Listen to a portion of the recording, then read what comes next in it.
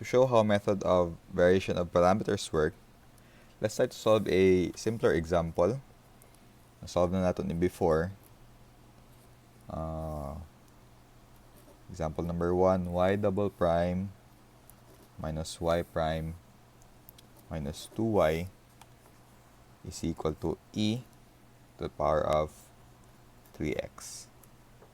So, technically, masayo ni siya i-solve kung mugamit og method of undetermined coefficients.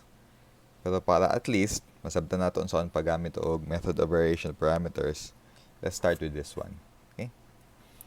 So, if MUC atong gamiton, the solution to this one, ito na nako dilidaan para natin basis later, y is equal to the homogeneous solution, c1 e to the power of negative x plus c2 e to the power of 2x plus 1/4 e to the power of 3x. Okay? But before nato ni solve using variation of parameters, basta ang given gani kay ani, manabutay another shortcut. So, introduce na ako gamay. No? Sort of trivia lang ni siya. Okay? So, if natay given linear homogeneous equation second order with constant coefficients, a y double prime plus b y prime plus c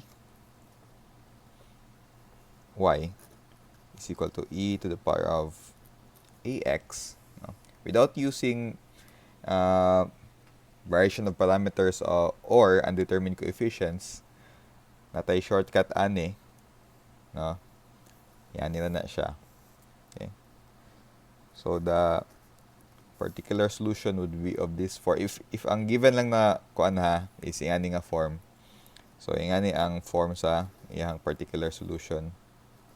A, capital A, small a, the exponent of exponential function, squared plus ba plus c times e to the power of ax. Okay, so muna siya iyahang shortcut.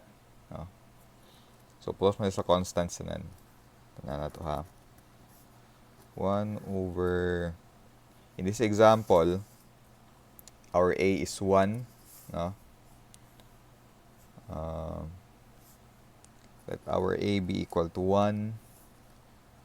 Capital A, capital B is equal to negative 1. And capital C is negative 2. So, muna ito mga constant coefficients. So, this becomes 1 times our small letter a is 3. So, a times 3 squared plus b, negative 1 times 3 plus c. So, minus 2. So, pila man isla tanan times e to the power of 3x. Kung na itong given, no? Na r of x or phi.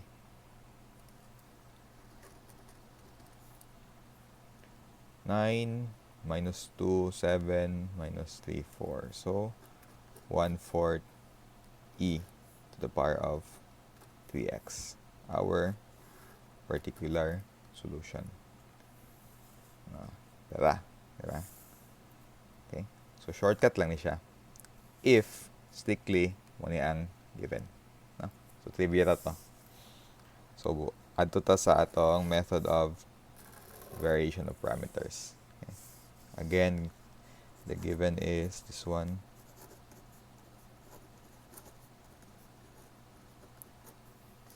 Again, honestly, masayon gid ni i-solve kung method of undetermined coefficients. Pero katulagay para itong sabtan o saan paggamit sa variation of parameters at sugutaan eh. Okay? So, we know our homogeneous solution to be the roots of the characteristic equation of the left-hand side. So, c1e negative x plus c2e 2x. Okay? So, sa homogeneous solution ng atong basis for this one. No?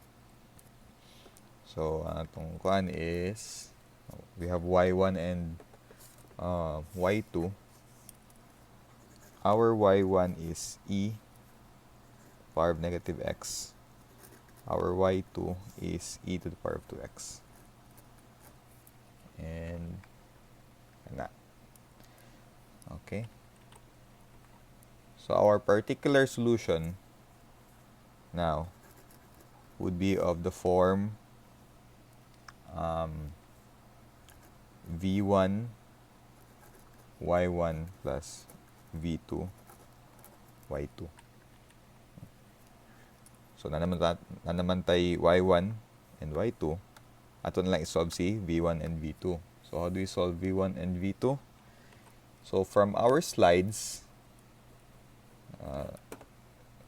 sa fifth slide sa atong variation of parameters, when n is equal to 2, meaning second order, okay, so we have the linear equation v1 prime y1 plus v2 prime y2 is equal to 0, and v1 prime y1 prime plus v2 prime y2 prime is equal to 5x.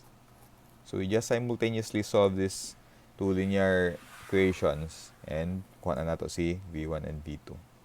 Substitute nato si v1 and v2 dire, final answer. Okay. So substitute nato ani.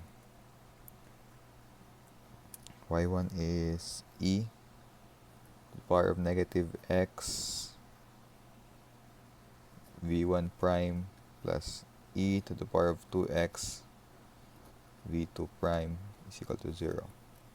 First derivative ani, negative e to the negative x v1 prime plus 2 e to the power of 2x v2 prime is equal to, what is our 5x, e to the power of 3x. Okay. So by elimination method, no, add lang nito nan. Cancel out 3 e 2x v2 prime is equal to e 3x.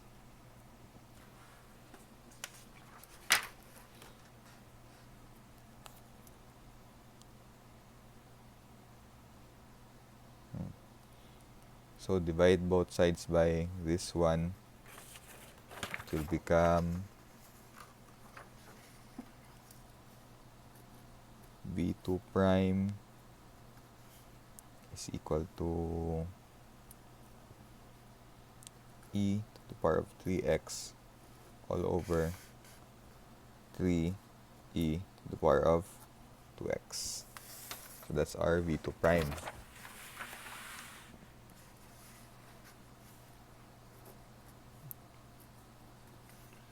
Simplify.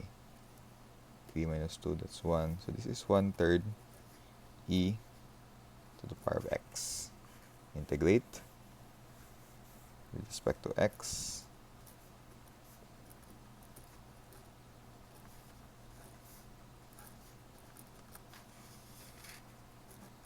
v2 is equal to the same lah, 1/3 e x.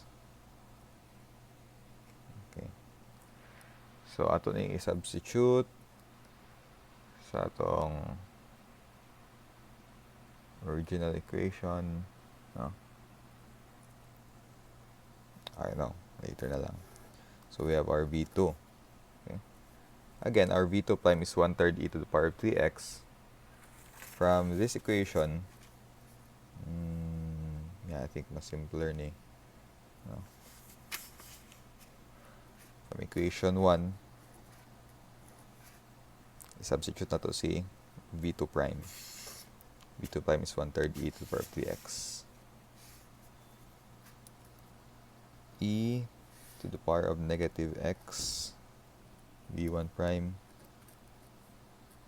plus e to the power of 2x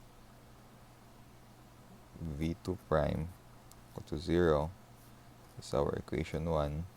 But we know that v2 prime is equal to this one.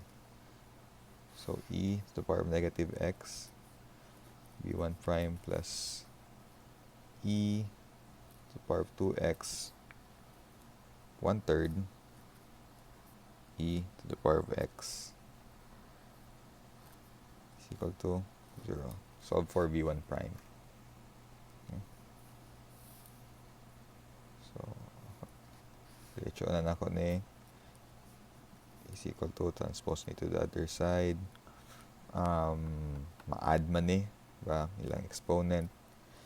So this becomes negative 1/3 e to the power of 3x divided by this one. So ma-positive na ang exponent.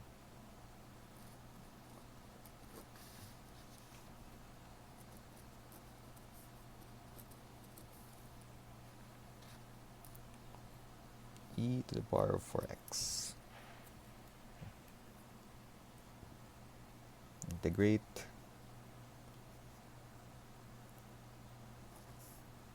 With respect to dx. So our v1 is equal to divided by 4. Negative 1/12 e to the power of 4x. So we have our v1 and v2.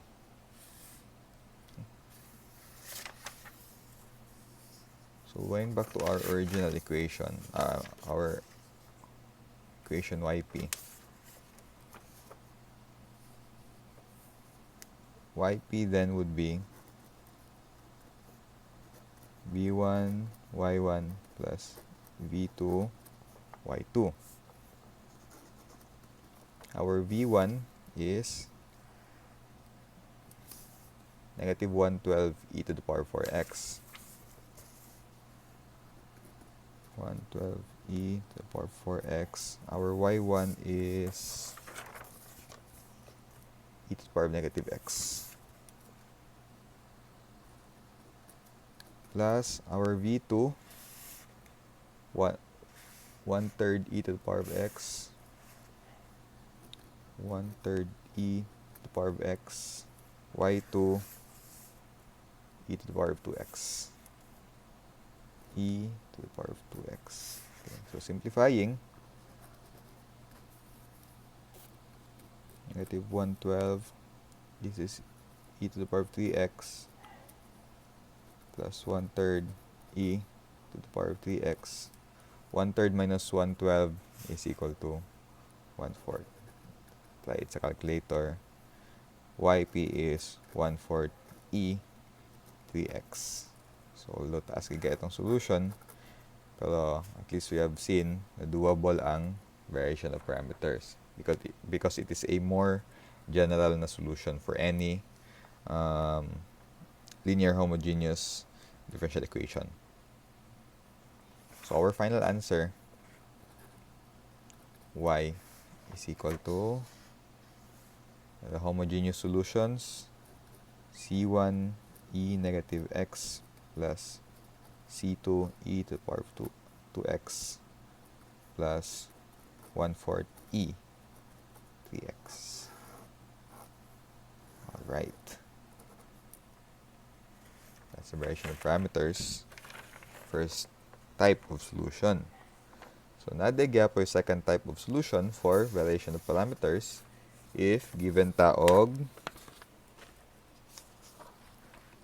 formula, no? If naka-memorize sa formula. But this method requires us to determine the Wronskian. But di magyapon to siya lisod pangitaon, no? So, balik ta sa atong original given. Y double prime minus y prime minus 2y is equal to e to the power of 3x. Based sa last slide sa atong upload slides sa variation of parameters. If we have this given, the particular solution would be of this form. Negative y1 integral of y2 rx, where our r of x is our phi of x, no, this one, right, over the Wronskian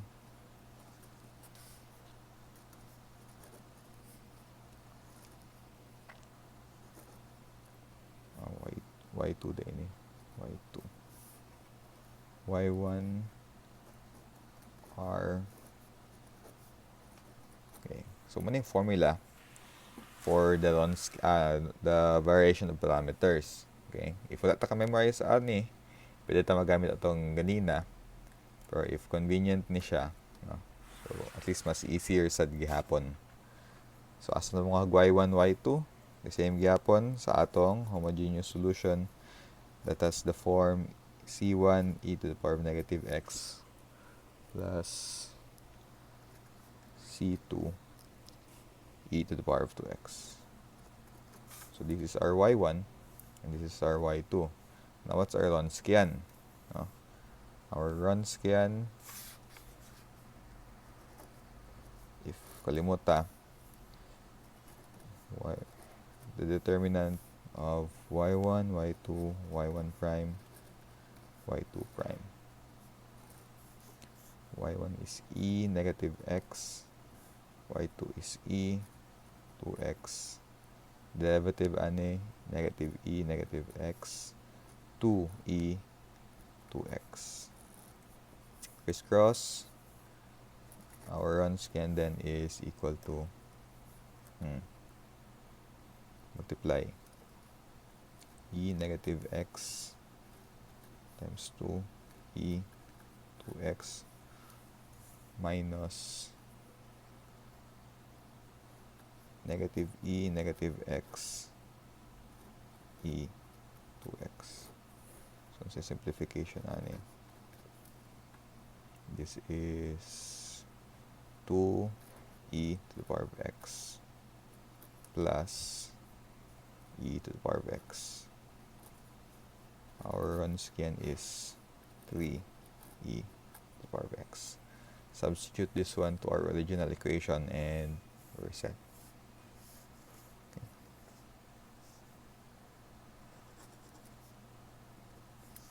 Negative y1, this one, negative e negative x integral of y2 e to x, r of x is e3x, Wronskian 3e x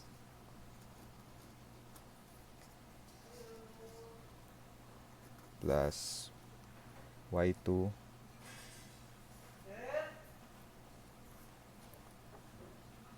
e 2x integral of y1 e negative x rx all over Wronskian dx. Okay. Kung ma-integrate na ito na and we're good to go.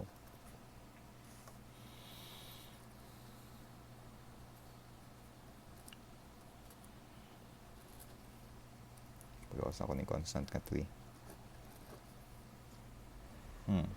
2 plus 3, that's 5 minus 1, 4. E 4x dx plus 3 minus 1, that's 2, minus 1 is 1. Okay.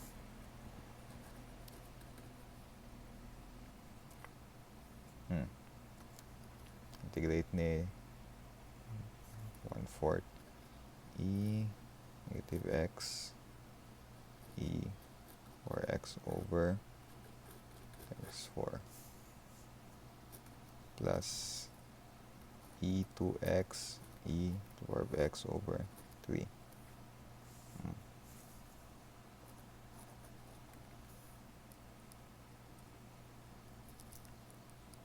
This is negative 3.